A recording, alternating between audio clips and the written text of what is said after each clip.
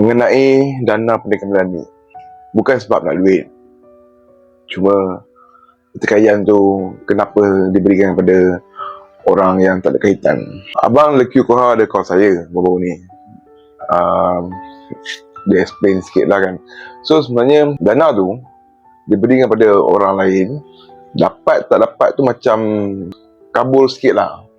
Contohlah kalau kita minta dana kan, dari pembayang kan, minta dana, minta 1,000 dapat 500. Apa diberikan kepada orang yang bukan berhak lah. Contoh yang berhak, contoh mungkin wali Datuk Mio ataupun anak murid kanan Datuk Mio. Dan Abang Lekyu pun setuju dengan apa yang saya masukkan. Cuma dia khawatir netizen tak faham apa yang saya masukkan.